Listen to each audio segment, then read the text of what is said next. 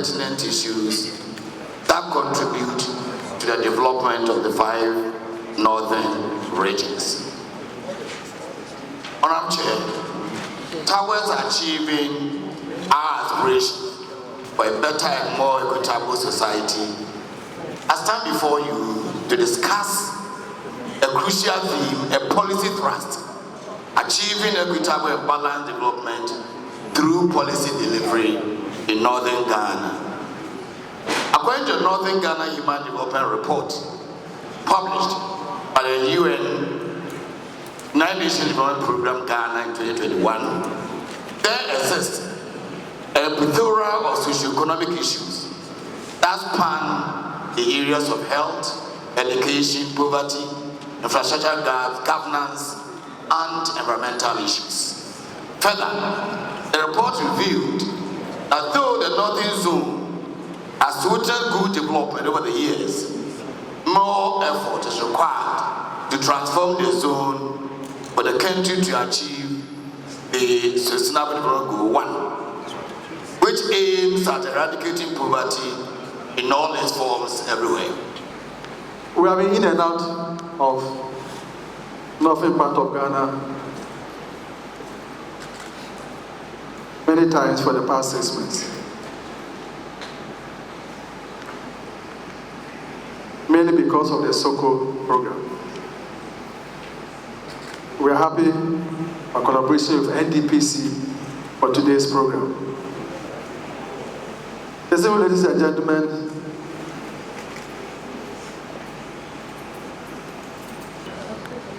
about November last year, in the launch of the SOCO project, there have been so many programs and projects in northern part of Ghana. So why are we where we are? This is to mention the number of NGOs and other programs by development partners in their districts, and there were so many. UNICEF, Career Relief Services, International Development Enterprise, World Vision, Plan Ghana, Care Ghana, Action Aid, Independent Mines Association, Village Water Reservoir, OSFA, Song Foundation, Resilience in Northern Ghana, Comfort, GIZ Program, World Food Program, SNV, CARO, Send Ghana, Sunta Nunta Agroforestry, Youth Gap International Ghana, Center for Agriculture and Rural Development, CAT Ghana, Career Relief Services, Rural Aid Action Program, Center for Development of People, CEDEP, Association in Development, ASIN, Christian Mothers Association, Sustainable Integrated Development, SIDEC. Namely, you can go on and on. Upper West Rural Women Association, People's Action to Win Life All Around, Paula. Save Ghana, Youth and Reproductive Father, Action for Sustainable Development, ASUDEF, Agape Charitable Foundation, Sign of Relief Ghana, many. 18 districts, 16 districts in Northern region, Carrier Northern region.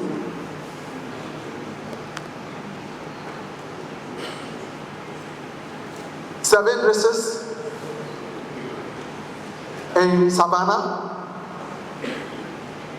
6 districts in Northeast, 11 districts in Upper West, 15 districts in Upper East. So you see, you may get about 5 or 6 NGOs or projects in each region. Or you may even have about 10 or more in each district. I told the participants that I left Babington University in 1984.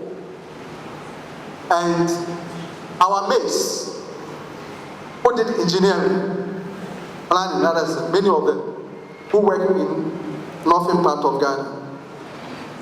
I remember my good friend Wachi was Federal Roads Director. At that time, they had a project spread across 48 districts. And for the sake of SOCO, OT has been added. And so what will make Soko project different from all that I've tried to enumerate here? Now all the projects, I'm sure I'm starting from 84, but I'm sure many projects are taking place even before 84. Many of the structures that have been built, are they still in use? I'm sure you'll be talking about dams soon. And if it's not so, what is happening? Is it that we don't plan? And if we do plan, do we execute the plan very effectively? And I'm sure in all organizations now, we have something they call M&E, monitoring and evaluation. If it does happen, what happens after that? Because we are in this business, whether in politics or in other public service, to ensure that we pursue policies and programs well implemented, that at the end of the day, it improves the living conditions of our people. For me, it's very relevant and very critical. I even said it is even long overdue, because all along you will notice that the gap in development between the North and the South has continuously been widening. So if it has been widening, you could see that it is all because of the historical, economic and social implications. Over the years, they have been better placed, they have factories, and even when you look at climatically, it favors the South, where they even have 2 farming seasons, and that offers economic opportunities for people who are in the South. But when you come to the North here, we are disadvantaged because some of these opportunities do not exist. So for me, today's session is very critical, because when we bring stakeholders together, not that stakeholders have not been working. Over the years, people are working and doing the little that they can, but until strategic efforts are being made, that gap that is created over the years cannot be bridged. So that is why I think that today's sitting is very critical. And even looking at my panelists, some of the discussions some of them were making, some were suggesting that the government should consciously be very strategic in his actions, in the sense that if there are times when the government is even to locate the national cake, the government could send possibly 2 portions to the North and then maybe 1 portion to the South. All this, for them, they think are critically needed to be able to bridge that gap that has been existing over the years. I think the process has started and it is still ongoing. And you will notice that most times we are not able to get what we intend, not because we don't want, but possibly because the information doesn't even exist. So I want to believe that after this discussion that we have had today, definitely we have all of you here, the pressmen are there, and even the research and initiatives that would help build and bring Northern Ghana up to at least to the status of Southern Ghana now, because you realize that there's a developmental gap between North and South, and we can only achieve parity if we engage ourselves in programs like this. You realize that there are so many stakeholders in today's meeting. We have chiefs, the National Development Commission is involved, the United Nations, the World Food Program, CSOs, NGOs, a lot of people who matter in society are all present here, and we are brainstorming. If we're inside and following the deliberations that are going on, it will give you the idea that something significant is being discussed here. And this is the only way we can bring ourselves up to speed and to drive the developmental goal that we all want for the northern part of Ghana. This is not only a northern region program. We have reps from Upper East, Upper West, Northeast, and Savannah regions, all coordinating directors, the regional ministers, a a whole of MMDCs, all of us are present here, including chiefs like Nayeb Nantona, Nayeb Zambalana, Nayeb Sandana, and Abapu Zolana. They are representing the regional House of Chiefs. They are all here.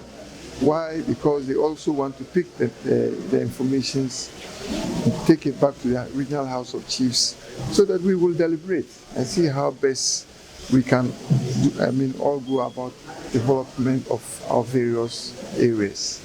It's very important, it's very significant that we have this engagement because of the caliber of people who are attending, including the United Nations representatives. It's not only governmental institutions that are here, even business people are here. Why? Because they want to see the potential that we have here and the possible areas that they can invest in. And that's why they are all here. Everybody is listening with rapt attention, and the presentations are good. And I think by the close of the day, we would have all known the potential that is in the northern part of Ghana. We all know that the northern part of Ghana is an agrarian area.